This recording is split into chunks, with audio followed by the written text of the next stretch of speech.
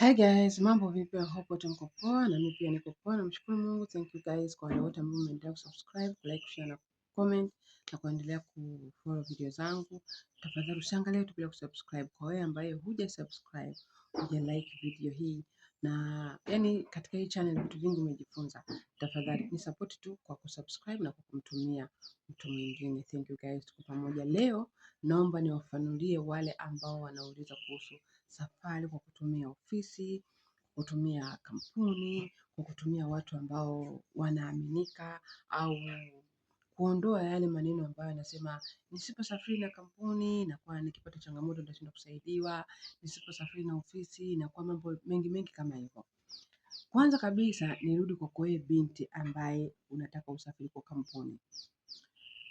Kabla hujawaza hayo yote kusafiri kwa kampuni, nikuulize pasipoti umetengenezwa na nani na umetumia njia gani kupata hiyo pasipoti? Kwa sababu au niseme kwa nini nimeongea hivyo. Wengi wetu unakuta hatuna vitambulisho vya NIDA. Wengi wetu unakuta hawana vyeti vya kuzaliwa. Nielewe vizuri hapo na unifuatilie vizuri. Wewe ambaye unaposafiri kwa kampuni, uende na ofisi, uchukulie mkataba, utumie mambo yote hayo. Jitahidi uwe unapoenda kutengenezewa pasipoti au kutengeneza pasipoti uwe na kitambulisho cha NIDA au namba za NIDA na cheti cha kuzaliwa, kwa sababu kwenye mkataba hapati mtu ambaye hana kitambulisho cha NIDA. Naelewa vizuri. Kama huna kitambulisho cha NIDA, kwako wewe kusafiri kwa ofisi vile vile inaweza kawa ni tabu, kwa sababu huna document za uhakika. Kwa hiyo unakuta watu wengi wanashindwa kuelewa. Yeye tu akipata pasipoti, mimi natafuta kwanza ofisi, mimi nataka nipate kampuni, mimi nataka nipate hivi. Vitambulisho hamna, NIDA hauna, yaani huna hivyo vitambulisho, unategemea hiyo ofisi itaingiza vipi kwenye system? Kwa hiyo mnashindwa kuambiwa kuwa wewe huwezi kuondoka na kampuni, huwezi kuondoka na mikataba kwa sababu huna namba ya NIDA kuingiza kwenye system, huwezi kusoma, haiwezi kuonekana. Kwa hiyo umuhimu wa mtu wa kuwa na kitambulisho cha NIDA ni mkubwa sana. Kabla hujafanya process za pasipoti, hujafuata sijui nini, pata cheti cha kuzaliwa, pata kitambulisho cha NIDA, fuata sheria. Tafuta cheti cha kuzaliwa wewe mwenyewe, tafuta NIDA wewe mwenyewe. Usitafutiwe tu na yule mtu, ujue ametafuta kwa njia gani, amepata vipi, amekutengenezea vipi. Alafu ukisha kupata pasipoti sasa unambadilikia. Alafu unakuta mwanzo wakati nazungumza na huyu mtu anapomwambia huna NIDA, huna nini, basi wewe ndio na kiasi kadhaa. Anakubali, anapeleka zile pesa. Okay. Alafu inafika baadaye kila anachokwambia unabadilika, unataka kufuata akili yako wewe inachokwambia.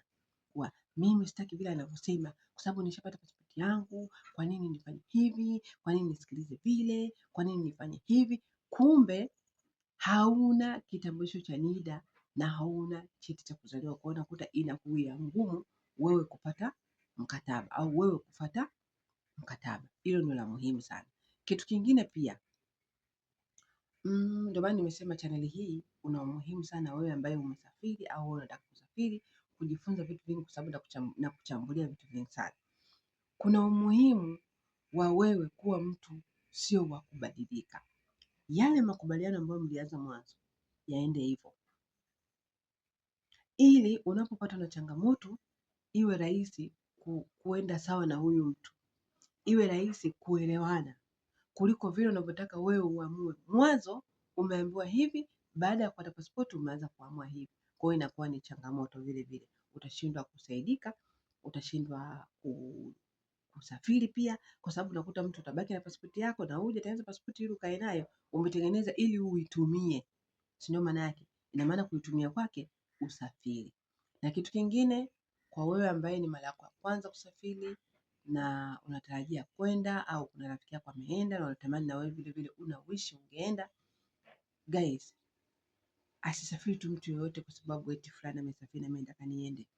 Uwe ni mtu ambaye unataka ukafanye kazi. Uwe ni mtu ambaye unajua mimi nataka nikafanye kazi, nina ndoto ya kufanya kitu fulani, kwa hiyo najiamini, nitakuwa nganga, naenda kufanya kazi vizuri kwa nguvu zote, alafu nitakuwa mtu fulani kama nilivyotarajia. Sio mtu yoyote tu anaondoka, sio tu ili mradi tu uonekane umetoka. Sio kila mtu anasafiri, ni wale ambao wanataka kufanya kazi.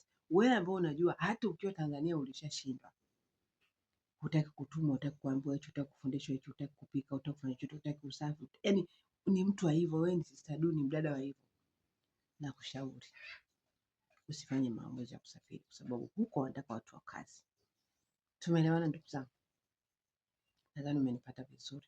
Jamani, kwa wale ambao wanauliza viwanja, wanauliza mimi na kaela kangu kidogo nataka ninunue, na ndugu yangu nataka nisimamilie ninunulie sehemu, comment hapo chini useme, nikuelekeze ndugu yako aenda kaangalia hiyo sehemu, akiwa anaridhika napo, jiwekee akiba, hiyo ni asset yako. Lakini kwa yule ndugu ambaye unamwamini, kama ndugu yako kumwamini au huna mtu ambaye unajua huyo atanisimamia kweli, tafadhali nakushauri usifanye hivyo.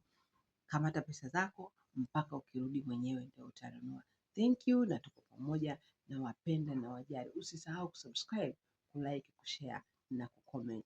Namba ya NIDA na cheti cha kuzaliwa ni muhimu sana, otherwise utashindwa kusafiri. Na kama ushatengeneza namba ya NIDA na cheti cha kuzaliwa na kila kitu, na huyo mtu amekufanyia safari, basi kuwa mpole, usilete maneno mengi, usiige kwenye magrupu, sijui nani nani, sijui wale wanaenda na kampuni gani, sijui walifanya nini. Wao walifanya na hiyo kampuni na wewe ulipita na hizo njia zako. Muhimu focus kwenye kazi na ufanye kazi kwa bidii.